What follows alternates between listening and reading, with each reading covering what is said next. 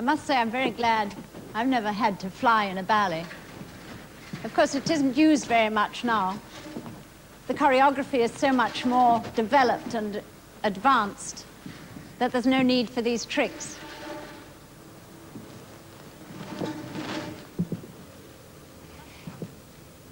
Although Diderot must really have worked pretty hard all his career, even with simple steps, to have created almost 170 ballets and dances. So with all his talents, he was able to raise the Russian ballet to great heights for the first time. By contrast, in America, a young man like Diderot would have had almost no opportunity at all to develop his talents. There simply weren't any teachers. Nevertheless, John Durang, who was born in Pennsylvania, an exact contemporary of Diderot, did manage to become America's first notable dancer. His own watercolor sketches show his ambitions in a variety of dances that he had to pick up as best he could, because it wasn't until he was already in his 20s that the first ballet dancers, émigrés from the French Revolution, began traveling west to settle in the New World. But Durang had firmly established his success in 1785, when, a lively 17-year-old, he burst onto the stage in his Hornpipe.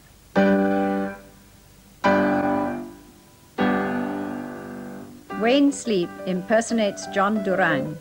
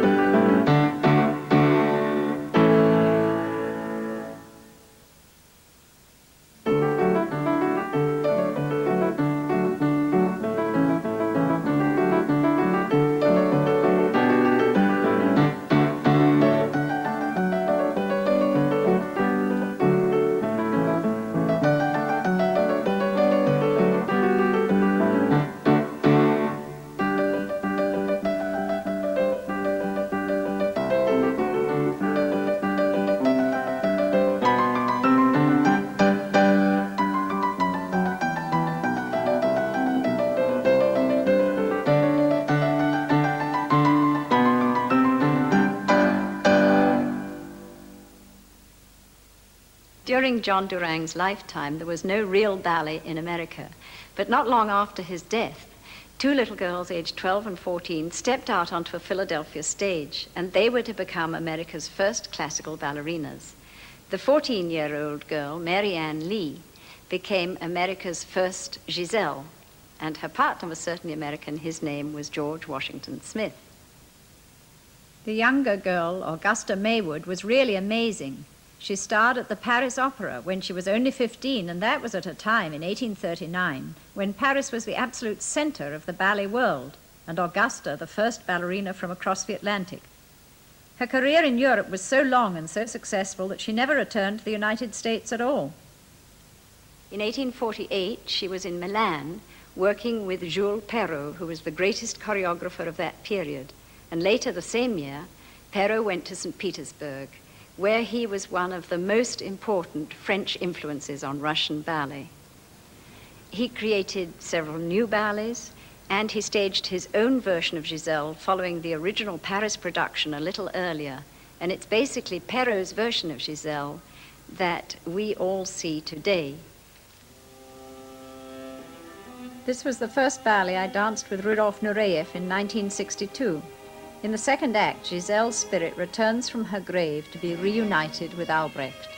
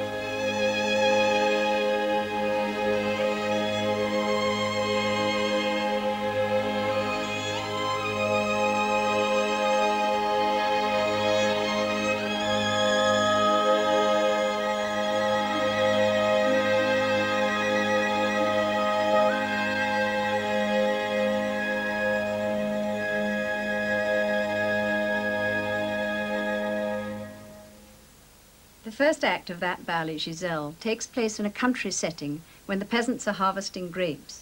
And that's very typical of the mid-19th century ballets because choreographers like to take every opportunity to use the colourful folklore from all over Europe, adapting the costumes and the dances rather freely to suit their own ideas. And here in Spain, there must be a greater variety of fascinating dances from all the regions than anywhere else.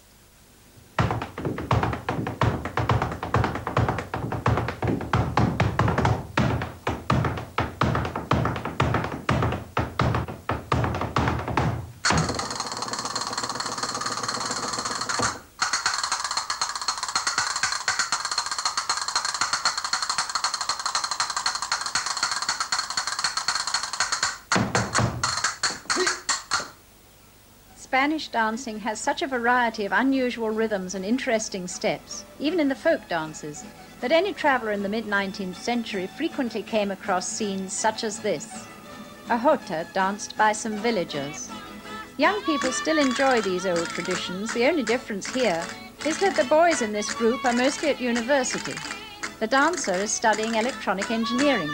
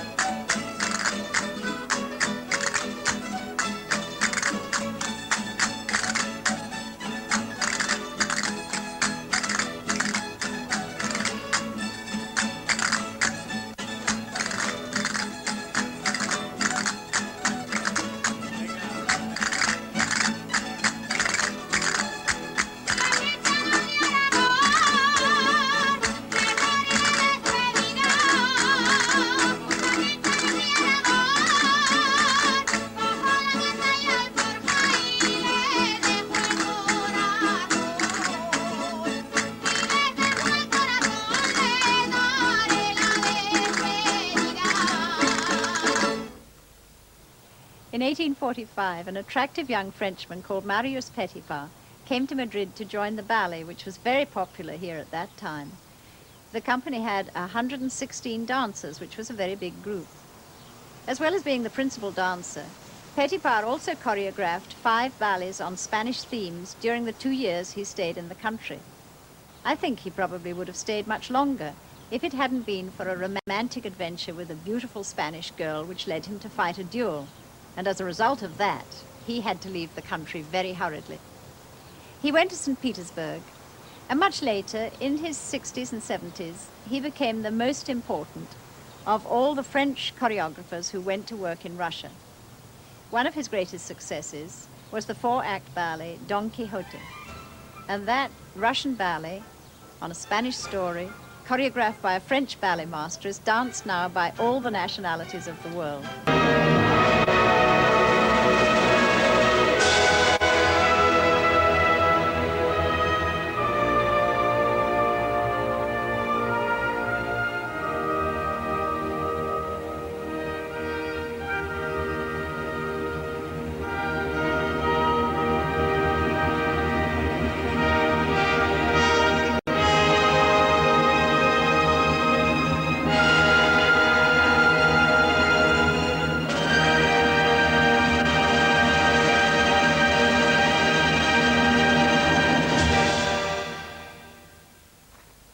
in Russia, where Petipa spent 56 winters working for the imperial theatres, I'm not surprised he sometimes thought back to his days in Madrid and put Spanish dances into so many of his ballets. For Don Quixote, produced in 1869, the music was by the popular composer Minkus. But 20 years later, when Petipa collaborated with Tchaikovsky on The Sleeping Beauty, Imperial Russian ballet began to reach its greatest glories. Tchaikovsky lived in this house at Klin. He wrote to a friend, "I can't tell you how much pleasure I find in this quiet solitude I always longed for." The plate says P.I. Tchaikovsky, at home Mondays and Thursdays 3 to 5. Not at home, please do not ring. Of course he was at home. It was just that he didn't want to be disturbed. He was very busy composing. Maybe he was finishing off the Nutcracker.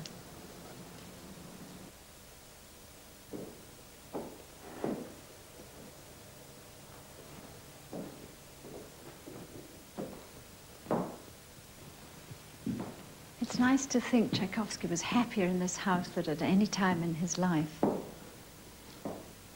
The Sleeping Beauty, a first edition. As far as ballet goes, Tchaikovsky's work was a major landmark because the music being written for ballets at that period, except in operas, wasn't considered very important. The public went to see the dancers, not to listen. And the best composers generally weren't interested. In fact, Tchaikovsky's friends thought that he was wasting his time writing The Sleeping Beauty. It was Mr. Vsevolozhsky, the director of the Imperial Theatre, St. Petersburg, who brought Tchaikovsky and Petipa together, because Petipa and choreographers in general didn't believe it was possible to dance to music that was complicated. And I think that's the main reason why they didn't get better composers. There were exceptions, of course, like Delibes, who wrote Coppelia, and Tchaikovsky was afraid he wasn't going to be able to write a ballet as good as that. But from my point of view as a dancer, there's no comparison between dancing Coppelia and dancing Swan Lake or Sleeping Beauty. The amazing thing is that Petipa did find it very hard to do the choreography, and the dancers found it so difficult that they lodged a protest about it. And we think it's the most perfect music for dancing.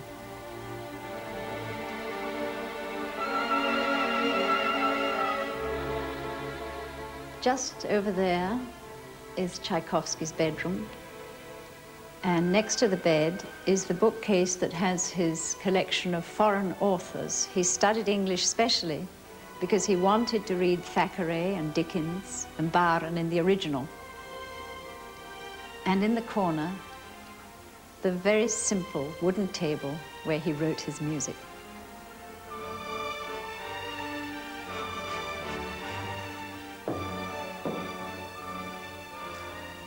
I love this little alcove room. He used to like to sit here and have tea, looking out of the window at the trees. In the summer, he sometimes used to work here. It seems to me that all the most important performances of my life were in Tchaikovsky's Sleeping Beauty.